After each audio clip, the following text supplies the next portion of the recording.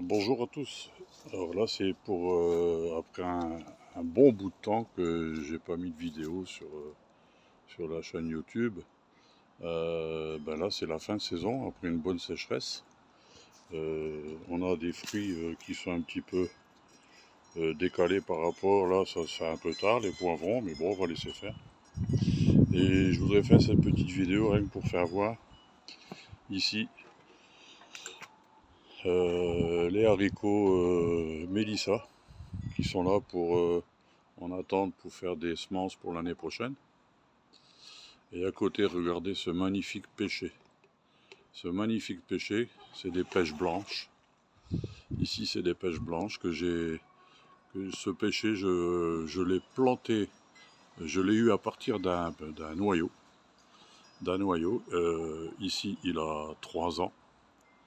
3 ans. Et je l'avais fait à l'école avec les enfants. Et j'ai vu que celui de l'école, il était plein aussi, mais bon, pas très soigné. C'est dommage parce que les pêches, ben, elles vont tomber. Et puis, tiens, là, j'ai une vigne qui est un petit peu malade. Donc, il va falloir y remédier, bien qu'il est peut-être un peu trop tard, mais on verra bien. À côté, ben, au pied du pêcher, ben, c'est des vignes. Des vignes, il y a le muscat de Hambourg, il y a du chasselas. Qu'est-ce que j'ai du perdin, oui, du perdin aussi. Regardez-moi ces pêches. Par rapport à, regardez, 3 doigts de diamètre. 3 doigts de diamètre, et puis j'en ai fait, enfin nous en avons fait avec les enfants une dizaine.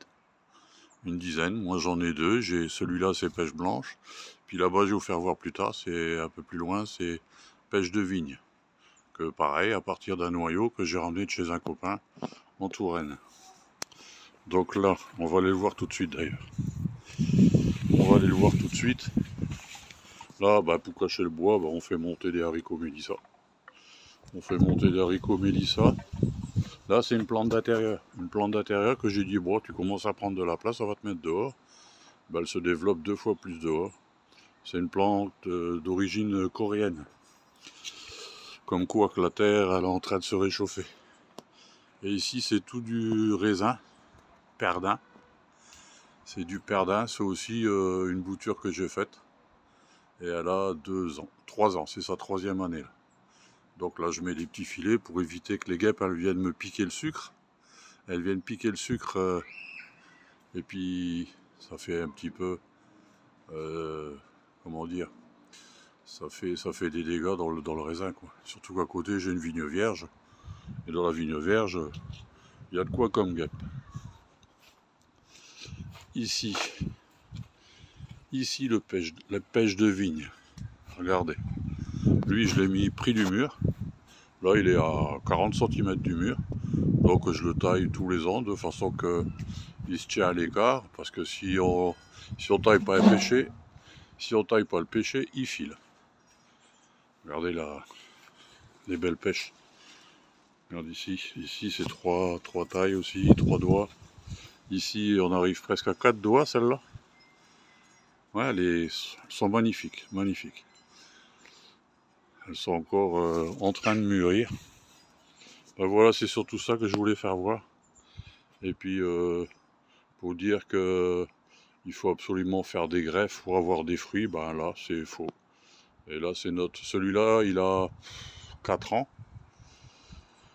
Oui, 4 ans, et c'est une 2e année belle, avec une belle récolte.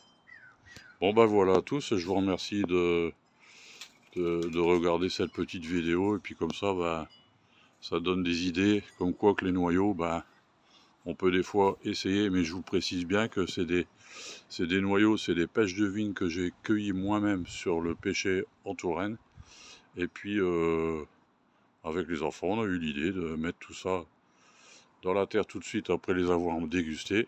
Et puis voilà le travail. Et il y a aussi des citrons. Ah oui, j'allais oublier. À partir des pépins de citron.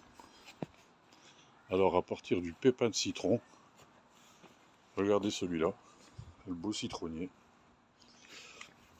Un beau citronnier de 4 ans. 4 ans. Et j'en ai refait cette année.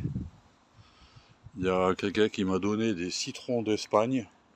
Ça venait de son jardin. Ici on passe par le jardin vite fait.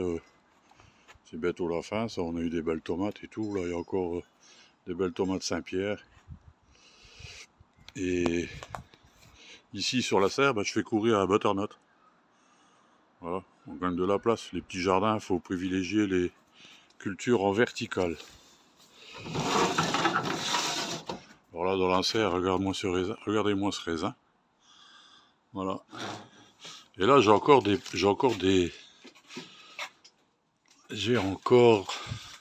pas rêvé d'elle. Mais regardez. Ça, c'est tous des pépins de citron que je suis occupé de soigner pour faire plaisir. Voilà. Il y a des gens qui... Il y en a qui l'ont déjà adopté. Alors ici aussi, c'est une première année que je fais ça. C'est les petits concombres mexicains. Des cucamelons. Alors ça, je vous conseille de le faire parce que franchement, c'est génial. Ça fait des petits fruits comme ça. Vous pouvez regarder sur internet. On en parle assez. Et on peut les manger crus, croquants. On peut les manger cuits. On peut les manger en brochette avec des petites tomates. Moi, je les fais en vinaigre. Ça remplace... c'est comme des cornichons. Et il y a assez de tutos aussi là-dessus pour faire des conserves. J'en ai encore fait ce matin. Moi, j'ai fait un mélange dans le vinaigre de cucamelon avec des petites tomates, avec des tomates cocktail rouges et jaunes. Et tout ça, tout ça pour cet hiver. Bon, voilà à tous. Je vous dis à très bientôt. Et puis, peut-être que je remettrai des vidéos encore, mais moi, je me prends pas la tête. C'est quand j'en ai envie. Allez, au revoir à tous.